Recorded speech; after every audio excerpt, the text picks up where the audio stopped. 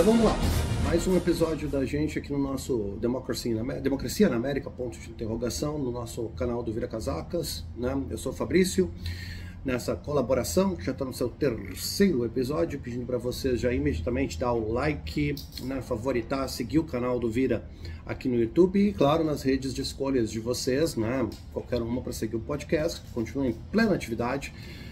E para falar um pouco dessa que é mais um capítulo da primária republicana. A gente está focando na primária republicana porque a primária republicana é um pouco o que está rolando de principal, mas eu não quero falar só da primária republicana, eu quero falar de alguns boatos que estão rolando por aí, especificamente associados com o Joe Biden, boatos que começaram da boca de um operador republicano que vem de longuíssima data, chamado Roger Stone. Tem um documentário muito bom no Netflix chamado Get Me, Roger Stone, se vocês quiserem assistir, eu recomendo efusivamente, sobre uma possível, ou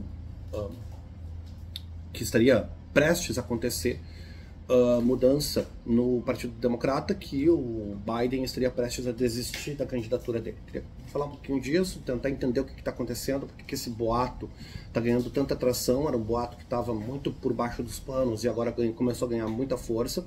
Mas antes de falar desse boato especificamente, eu quero começar falando sobre a primária de New Hampshire, que para vocês que estão assistindo, provavelmente está no passado, mas para mim, agora que estou gravando, ela é hoje, né?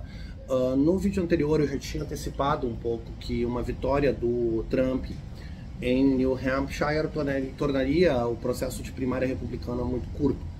Eu não acho que ela vai terminar imediatamente depois da vitória do Trump, não acho que é isso que vai acontecer, porque não seria interessante para os republicanos tirar a primária do noticiário tão rápido. A primária também ela tem uma função importante, que é manter os candidatos na mídia, inclusive o Trump. Né? Então manter o Trump na mídia, manter os comícios do Trump na mídia, manter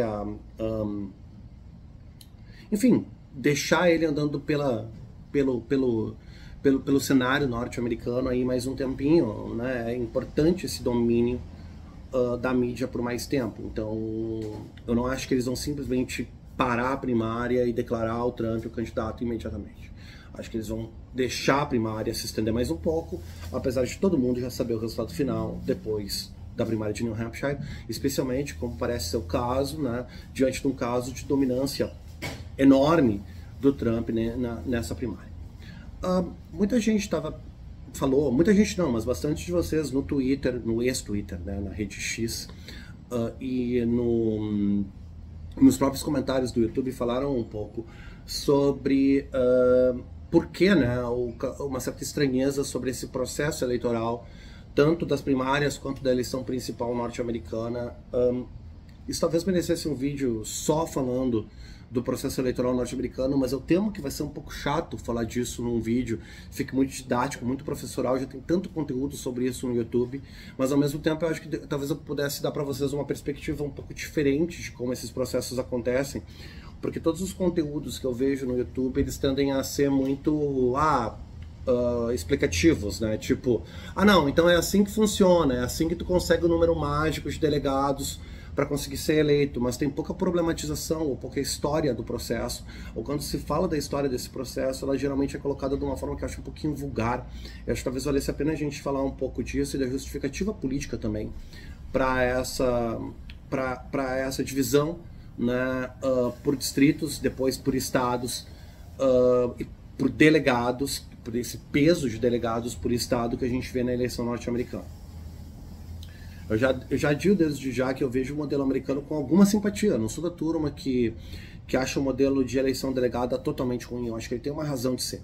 O que a gente tem que discutir, e eu acho que mais profundamente, é as mudanças, ou melhor, a manipulação desse modelo, como ele é manipulado para alienar certos tipos de eleitores, né? E como nessa tentativa de evitar uma ditadura da maioria, ou de se certificar que todos os estados sejam ouvidos dentro do processo seletivo, né, dentro do processo de eleição, os Estados Unidos acabam criando uma questão interessante, que sempre se vê o mesmo perfil de eleitor em todas as instâncias da eleição, e isso parece ser por desenho, né? O Martin Luther King, inclusive, uma parte importante da plataforma dele era justamente na alienação de eleitores, né? Tanto que a gente tem a lei do voto, o Voting Act né, que tentou diminuir medidas de alienação de votantes, ou seja, de medidas de lei que claramente tentavam retirar da pauta eleitores negros, eleitores pobres, tornava mais difícil para eleitores pobres e eleitores negros o ato de votar, né? Então, o USA Voting Act tenta tornar isso ilegal, e por muito tempo a gente viu melhoras nesse processo, só que de uns anos para cá, estrategicamente, o Partido Republicano especificamente tem sido muito bom em retomar medidas de para tornar o voto mais difícil para pessoas negras, pessoas pobres nos Estados Unidos. Inclusive, o fato do voto ter sido mais fácil na eleição de 2020 foi determinante para a eleição do Joe Biden, e eu diria mais. O fator mais determinante da eleição de 2020 para a eleição do Joe Biden foi que as pessoas tiveram menos dificuldade de votar. Elas puderam votar por correio com mais facilidade, elas puderam votar com mais tempo, né? Todos os estados deram mais tempo para voto. Então, existiu uma organização do processo de eleição que acabou sendo mais inclusiva. Isso levou para uma eleição com maior número de votantes. Eleitores que normalmente não conseguem votar por estarem estressados do ponto de vista monetário ou do ponto de vista social, acabaram conseguindo votar nessa eleição, e isso foi determinante pra caramba para a eleição do Biden. A gente está vendo desde 2020, no entanto, uma série de medidas que estão tornando esse processo de voto mais difícil. Talvez não, com certeza nós vamos voltar para esse tópico várias vezes durante esse ano, conforme a gente vai se aproximando da eleição geral. Mas hoje eu queria, depois dessa breve introdução, né, falar um pouquinho da eleição de New Hampshire, ainda nas primárias republicanas, e o que significa a iminente, né, vitória do Trump, provavelmente por uma porcentagem bastante grande nessa eleição.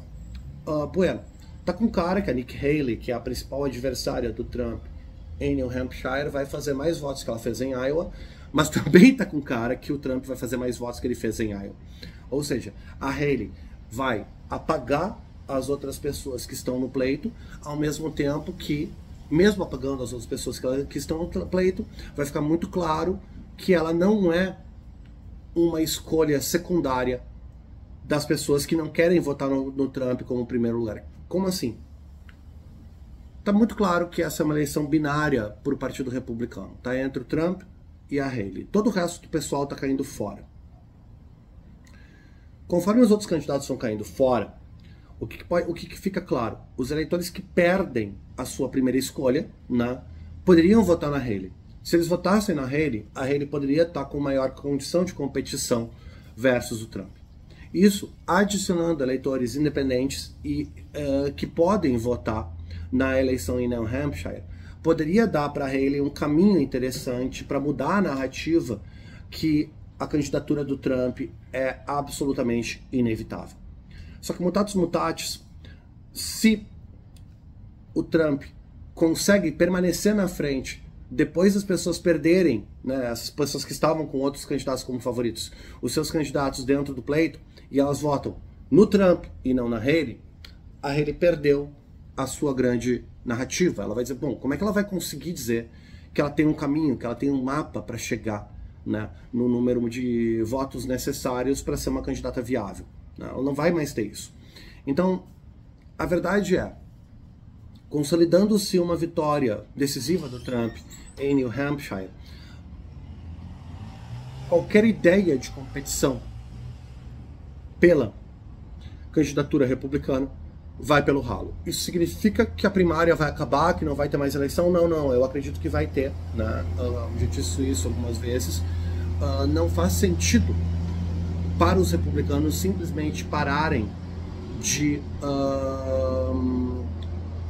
deixar o carro deles na rua.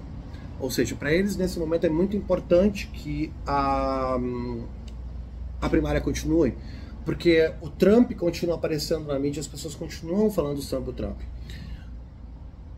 E tem uma aposta do trumpismo, que é uma aposta que se mostrou bastante, né, racional, que não existe propaganda ruim do Trump. mesmo que a mídia esteja falando mal do Trump, o Trump está na mídia. Então, deixa o Trump aparecer. Mesmo quando ele comete gafe, quando ele fala alguma besteira, não importa. Quando as pessoas estão falando mal dele, não importa. Aparentemente, as pessoas gostam de ouvir o Trump falar, e o fato de ele estar aparecendo é o suficiente para ele ganhar atração. Essa é uma aposta dos republicanos, é uma aposta que a gente encontra dentro do Partido Republicano, que não é de hoje, ela é desde a eleição de 2018, né? Não, 16, perdão. Desde a eleição de 2016, ela aparece com muita força dentro da discussão dos republicanos, que é, cara, tem que deixar o Trump aparecer. Por quê? Porque quando o Trump aparece, as pessoas apostam mais nele, elas gostam de ouvir o Trump. Então, eu não acredito que uma vitória do Trump em New Hampshire acaba com a primária. Tá? Eu acho que a primária vai até a chamada Super Tuesday, que é quando vários estados norte-americanos votam nas primárias de uma vez só. Tá? Deve ir até lá. E daí depois da Super Tuesday, o Trump dominando a Super Tuesday como ele deve dominar, acabou. Certo?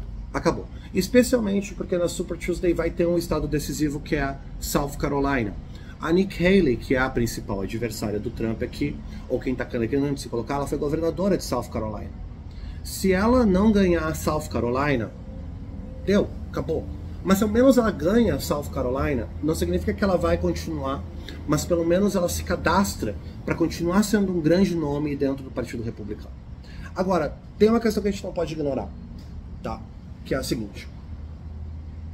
Tem um jogo de risco da Nikki Haley aqui. O jogo de risco dela é o seguinte, ela quer se cadastrar não para essa eleição necessariamente, mas para o futuro do Partido Republicano. Se ela quer se cadastrar para o futuro do Partido Republicano, ela precisa pelo menos demonstrar alguma competitividade. Se durante as próximas semanas, nas próximas primárias, ela for humilhada pelo Trump, ela pode sumir do cenário político norte-americano. Em primeiro lugar, porque o Trump não vai ter nenhum incentivo para deixar ela nos quadros do Partido Republicano, né? E segundo, porque ela vai demonstrar não ter capacidade de angariar votos numa condição de competição ruim. Só que ela precisa demonstrar também que pode fazer isso. Candidatos não são bons se eles são bons apenas quando todas as condições estruturais favorecem eles. Eles precisam pelo menos demonstrar competitividade, mesmo em condições ruins. Então entra aqui um cálculo difícil para Nikki Haley, né? A Nikki Haley, caso vocês não saibam, além de ter sido governadora de South Carolina, ela também foi a representante do governo Trump por um ano nas Nações Unidas. Entre 2017 e 2018, ela foi representante do governo norte-americano na ONU, e ela tem tentado se destacar como uma espécie de novo quadro do Partido Republicano. E aqui entra uma questão interessante. Por quê? Desde 2016, o Partido Republicano é o partido do Trump. Eu acho que é difícil a gente entender o tamanho da transformação sísmica no Partido Republicano que o Trump significou. O Trump não é um cara do Tea Party. O Tea Party, caso vocês não lembrem, tá, é um movimento, uma insurgência republicana que ocorre durante o governo Obama, liderada principalmente por quadros do governo do Partido Republicano, vinculados a um movimento libertário dentro do Partido Republicano, pessoas que eram políticos profissionais dentro do Partido Republicano, tá, e que estavam muito vinculados especialmente a digamos assim, prioridades de menor taxação, menor intervenção do governo, certo?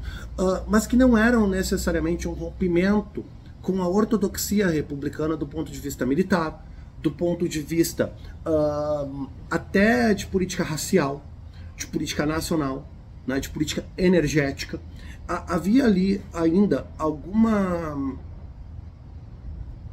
adesão aos grandes dogmas do Partido Republicano a partir do neoconservadorismo. Se a gente quiser pensar a história do Partido Republicano no pós-guerra, a gente vai ver que o Partido Republicano tem fundamentalmente três grandes momentos.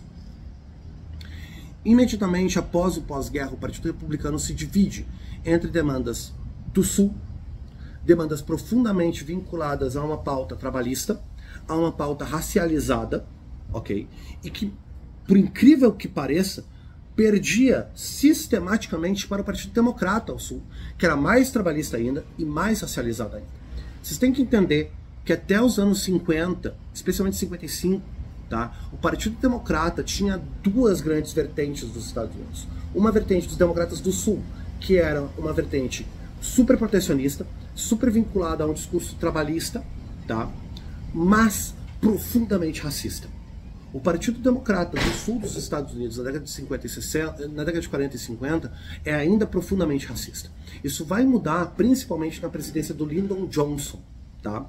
E vai custar o Sul aos democratas pelo resto do fluxo político até hoje, né? A adesão dos democratas ao fim do regime de segregação, do Jim Crow, no sul dos Estados Unidos, custou o voto dos antigos democratas do Sul. Mas se a gente vê, até a década de 60, os democratas ganham eleições e ganham eleições frequentemente no sul dos Estados Unidos, inclusive no Texas. O Texas era um estado que passava de azul para vermelho até a década de 50, até o final da década de 50. Isso muda quando os democratas colocam todas as fichas na política anti-segregação a partir da década de 60. Né? Eles perdem esse eleitor racista ali do sul dos Estados Unidos que votava nos democratas por causa da adesão dos democratas a uma política de protecionismo agrícola, de protecionismo industrial e de protecionismo de trabalho, com a qual os republicanos muitas vezes não conseguiam competir. Mas o Partido Republicano, ainda na década de 50, ele tem um vínculo muito forte com movimentos que hoje nós temos, às vezes, uma dificuldade de identificar como o Partido Republicano. Mas o Partido Republicano da década de 50 é profundamente intelectualizado. Eu sei que é difícil para a gente pensar isso, porque hoje a gente vê o movimento conservador, especialmente na sua matiz mais raivosa, como um movimento anti-intelectual. Mas na década de 50 e na década de 60, o Partido Republicano tinha uma matiz intelectual muito forte, com figuras como Buckley, né, especialmente como Buckley, como Rockefeller, né, que eram figuras que tinham uma adesão aos grandes nexos intelectuais da costa leste e da costa oeste muito forte. Esse nexo republicano, ele é o que vai, em grande medida, intelectualmente, formar o Nixon. Né? O Nixon se forma dentro desse nexo, assim como, de uma forma diferente, o Reagan vai ter a sua formação enquanto político dentro desse nexo. Vocês querem pensar nisso de uma pessoa só? A mansão da Playboy, tá? Toda aquela ideia da Playboy, das entrevistas na Playboy, aquela ideia do intelectual conservador com um cachimbo na mão. Esse era o Partido Republicano da década de 60, né, da década de 50. Esse movimento, ele vai criar as bases porque a gente vai chamar, ou vai fortalecer intelectualmente, o que a gente vai chamar de uma outra vertente. Dentro dessa vertente a gente tem duas frentes muito fortes. Uma frente intelectualmente liderada na figura do Nixon e outra, não intelectualmente, mas mais popularmente, do ponto de vista popular, na figura do Ronald Reagan. Reagan e Nixon são figuras que disputam a liderança do Partido Republicano. O Nixon, com uma figura vinculada ao movimento um pouco mais de presença forte do Estado ainda, de programas sociais fortes, né, de uma certa adesão à participação dos Estados Unidos no sistema de segurança internacional, onde os Estados Unidos não é tão independente assim, e o Reagan jamais vinculado a uma outra vertente que a gente pode chamar de neoliberal, mas um neoliberalismo com características norte-americanas que é diferente, por exemplo, do neoliberalismo da Thatcher. Né? Esse neoliberalismo que o Reagan vai simbolizar, ele é um neoliberalismo estranho, porque ele vem junto, ele vem acoplado com uma pauta conservadora. O Nixon inicia essa pauta conservadora ao se vincular ao Sul que os democratas tinham perdido, mas o vínculo do Nixon a esse Sul é muito mais instrumental. O Nixon vê o Sul, que é representado por uma figura chamada Pat Buchanan, tá? Eu vou falar mais sobre isso no meu Substack, como um fator estratégico importantíssimo para que ele possa ganhar a eleição. E ele ganha. Ao mesmo tempo, quando Reagan aparece, O Reagan tem que aparecer, em primeiro lugar, num contexto onde os republicanos tinham perdido muito prestígio depois de Watergate. O Reagan aparece como alguém que tinha sido derrotado nas primárias por Nixon. Nixon derrota Reagan nas primárias, né? A primeira primária que ele vence do Partido Republicano, ele derrota o Reagan. O Reagan era o adversário dele ali. E ele é derrotado pelo Nixon. O Nixon, então, segue, tem os 2 mandatos, não termina o segundo mandato por causa do escândalo de Watergate, e o Reagan fica esperando. O Reagan reaparece, né, depois do governo Jimmy Carter. Para dizer o quê? Nós precisamos de menos intervenção do Estado e nós precisamos dar um jeito nessa turma aí ultraliberal, dessa galera da ripongagem, que claramente está dominando, mas que não são representantes do que é os Estados Unidos. O Nixon já tinha feito um pouco esse discurso com a questão da maioria silenciosa. O Reagan aumenta o volume nisso. Só que mesmo o Reagan, ele ainda está dentro da seara de uma política convencional. E mais que uma política convencional, uma coisa que a gente precisa entender sobre o Reagan, e que é importante entender isso sobre o Reagan para a gente entender o Trump, é que o Reagan e o neoliberalismo que o Reagan representa, ele ideologicamente é uma doutrina otimista. O Reagan não é um político da decadência norte-americana. Sob nenhuma hipótese. O Reagan é um político que está afirmando a possibilidade do governo ou a possibilidade dos Estados Unidos enquanto agente de mudança estrutural e mudança global e que pensa os Estados Unidos de forma positiva e que pensa a política de forma positiva. Mesmo que a gente possa discordar de como ele acha que uma doutrina positiva vai ser, mas o Reagan ele tem uma adesão a um modelo de interferência pessoal, individual, aonde os Estados Unidos está numa crescente e pode ser melhor de um jeito que não é necessariamente vinculado a uma discussão apocalíptica. Mas ele começa a empoderar quadros que já desde o governo Nixon vinham na rebela. E esses quadros eram vistos, e se a gente vê as gravações do Nixon, e se a gente vê as próprias cartas do Reagan antes do Reagan ficar doente, esses quadros eram vistos tanto pelo Nixon quanto pelo Reagan como um bando de maluco, mas que eles conseguiam controlar. Então, ó, vamos deixar esses malucos do nosso lado, larga umas agências aí de terceiro, quarto escalão para esses caras, e deixa eles quietos. Deixa eles lá. O que é isso? É um movimento que vai surgindo pelas beiradas, que a gente vai chamar de movimento neoconservador.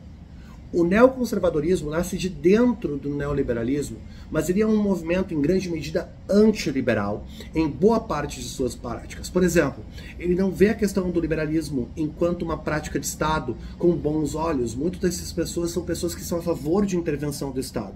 Intervenção do Estado no tipo de mercado, no tipo de preço, no tipo de atuação de pessoas, no tipo de liberdade, que vem igualdade com uma igualdade que não é uma igualdade perante o mercado, mas é uma igualdade perante, digamos assim, pessoas da mesma vertente. Então, a gente vai ver um conservadorismo aqui que é um conservadorismo profundamente substantivo, ou seja, uma abordagem que vai ter uma dimensão de pessoa muito bem definida do que é ser americano.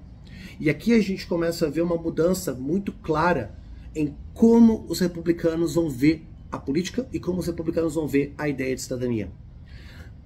Isso começa a acontecer durante o governo Reagan, mas é um processo muito gradual, muito lento, e que é atropelado pelos anos 80 e pelos anos 90. Ele é atravessado pelos anos 80 e pelos anos 90, em grande medida continua no que a gente pode chamar da periferia da discussão religiosa nos Estados Unidos. Ele existe, ele está lá, mas ele é periférico. Ele tem pessoas muito empolgadas que estão muito vinculadas a isso. O Partido Republicano larga uns pedacinhos de carne para essas pessoas, mas elas não têm tanto protagonismo na formação da política republicana quanto a gente imagina nesse período. Elas têm, mas não é tanto. A política norte-americana, especialmente republicana nesse período, continua vinculada a essa divisão entre os caras que veem o Estado da forma como Nixon via e o grande turn republicano, que daí sim vai começar a falar de não intervenção, né? Que vai ter a sua apoteose no fim, entre aspas, da Guerra Fria. A gente tem daí aquele grande período de otimismo neoliberal, que por sinal vai coincidir com uma perda dos republicanos da Casa Branca, mas essa perda dos republicanos da Casa Branca não vem junto com uma perda da imaginação política. Por quê? Porque quando Clinton é eleito, ele é eleito como quê? Como um neoliberal otimista, que tem uma visão otimista dos Estados Unidos, que trabalha dentro de um sistema de não intervenção, que continua processos de desregulamentação, continua uma dimensão de cidadania através do consumo, ou seja, ele continua dentro de uma cartilha, dentro dos dogmas, né, dos grandes dogmas, do que a gente pode chamar da compreensão neoliberal de cidadania. Ele entra num embate com os republicanos, entra, mas o primeiro governo do Clinton é um governo onde muito republicano estava tipo, tá, foda-se.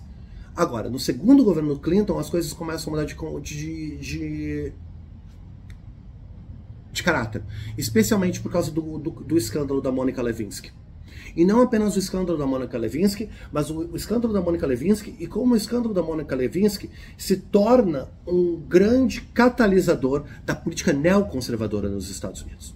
Ou seja, da moralização da política norte-americana e para o surgimento de figuras novas dentro do Partido Republicano, que vão começar a falar muito mais alto sobre a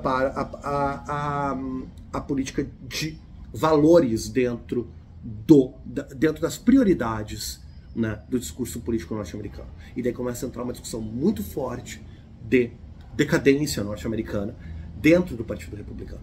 Quando Bush é eleito na eleição de 2000, e prestem atenção nas aspas, porque, né, é uma eleição extremamente controversa, né, ele é eleito como um republicano moderado.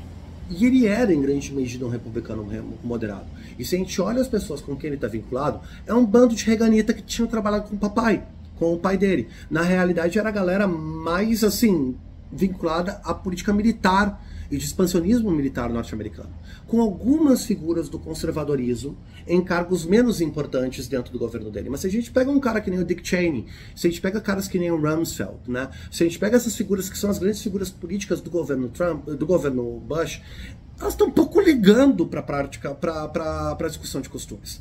Cara, o Rumsfeld está um pouco ligando para isso. O Rumsfeld quer saber de ampliação do poderio militar norte-americano. Não é a mesma coisa do Dick Cheney. Esses caras não são caras da Revolução Reaganita na parte de valores. Eles estão um pouco ligando para isso. Esses são caras do campo da Guerra Fria enquanto disputa militar, né? Então, são caras que querem a presença militar norte-americana. E se a gente olha para o governo do Bush, ele é um governo de política externa. Claro, porque ele é atravessado pelo 11 de setembro, e daí aquele monte de cagada que o Trump, que o Bush faz durante seu governo, um dos piores governos da história dos Estados Unidos, né? E que vai ser, então, derrotado, né? Depois, o McCain, como último representante do consenso de um tipo de conservadorismo militarista, é derrotado pelo Obama. Só que a gente tem que prestar atenção quem era a vice do McCain, né? Então, a vice do McCain, a Sarah Palin, é uma pessoa que saiu do nada do Alasca e que era o quê? Era uma política vinculada a um movimento religioso, de não intervenção, libertário, profundamente vinculado ao quê?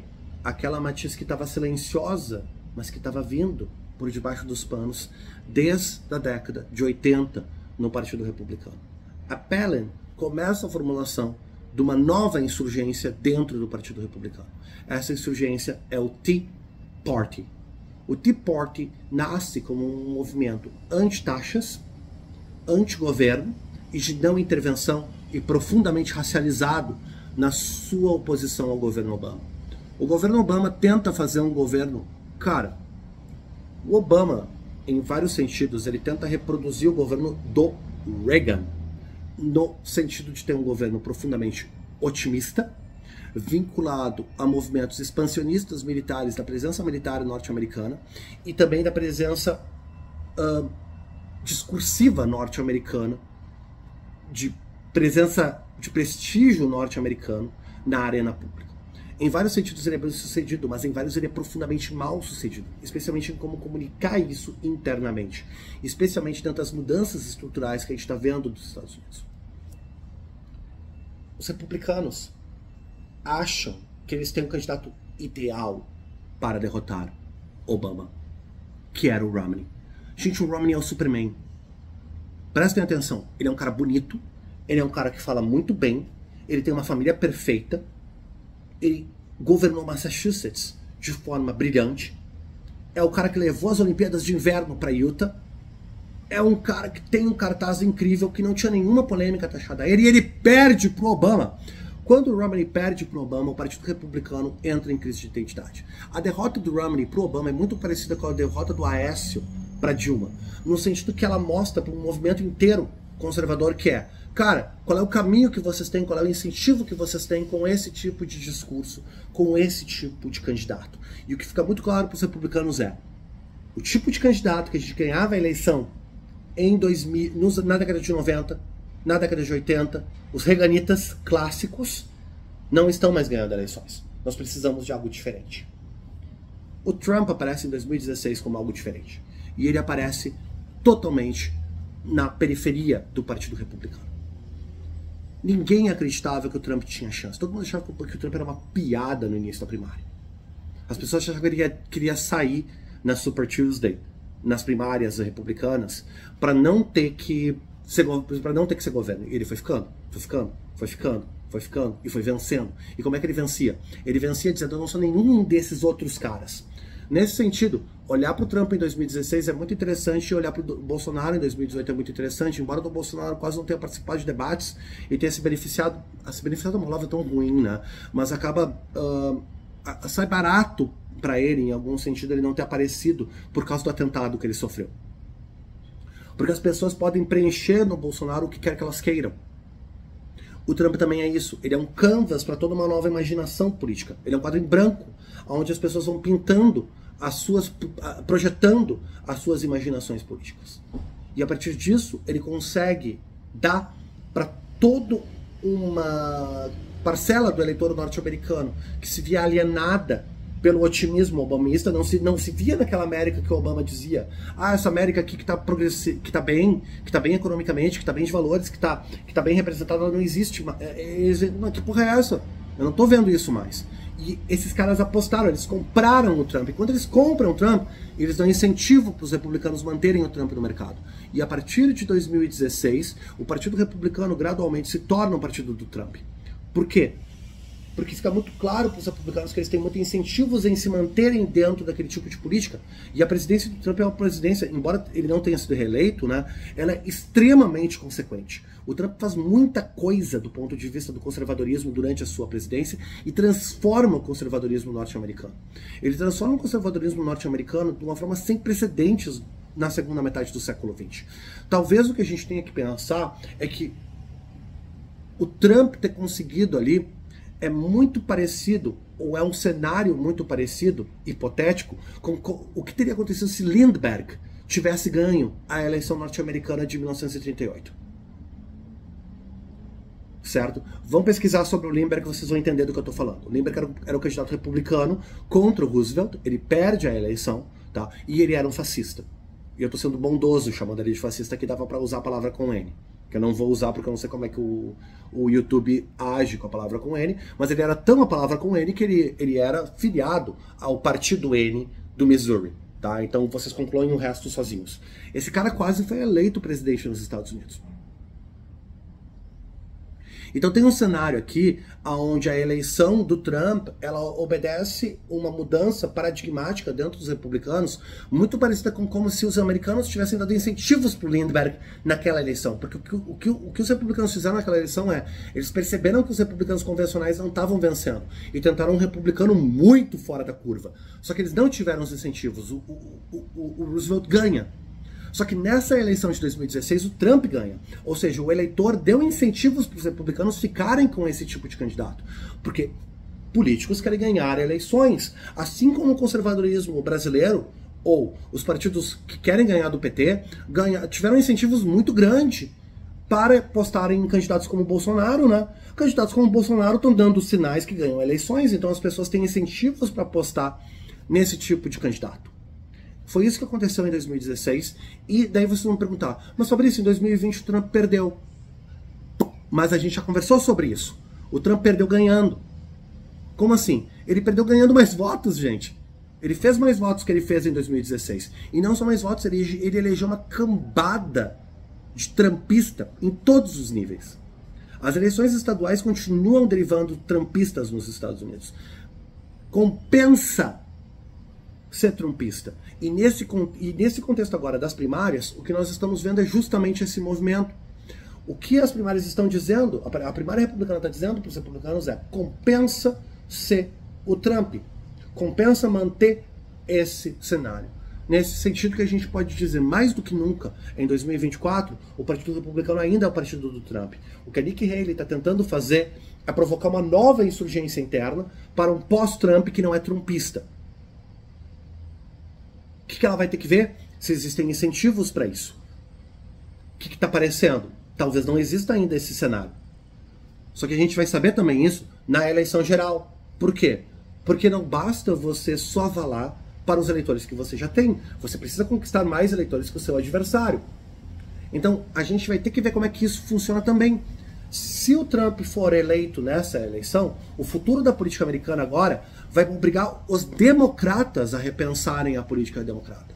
Porque se a gente olhar a política democrata desde 1970, não, ouso dizer, desde Kennedy, não existe uma mudança paradigmática no Partido Democrata. O Partido Democrata é basicamente o mesmo desde Kennedy, com uma mudança sísmica durante o período do Johnson, quando o Johnson manda os democratas do Sul irem à merda, que ele não queria voto de racista. Que é basicamente isso que o Lyndon Johnson faz, que é um ato de coragem enorme.